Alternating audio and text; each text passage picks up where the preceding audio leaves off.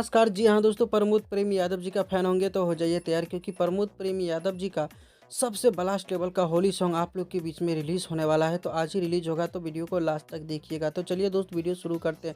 जी हाँ दोस्तों, गाने का नाम है सरसों के आड़ी अइहा। इस गाने को जी हाँ दोस्तों गाए हैं प्रमोद प्रेम यादव जी, अंजलि भारती जी। दोस्तों बात करते हैं गीत का, तो अरुण बिहारी जी का लिखा हुआ गाना है और गाना काफ़ी बेहतरीन है। दोस्तों बता दूँ, ये गाना जो है आज आप लोग दोपहर में 3 बजे इस गाने को फुल वीडियो के साथ देख पाएँगे। जी हाँ दोस्तों, प्रमोद प्रेमी एंटरटेनमेंट यूट्यूब चैनल से इस गाने को आनंद लीजिएगा। 3 बजे आ रहा है।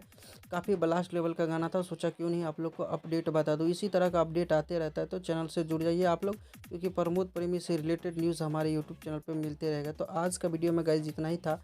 मिलते हैं फिर से एक नेक्स्ट वीडियो के साथ। तब तक के लिए अपना ख्याल रखिएगा और आप लोग देखते रहिएगा Bhojpuri chip official YouTube channel. धन्यवाद दोस्तों।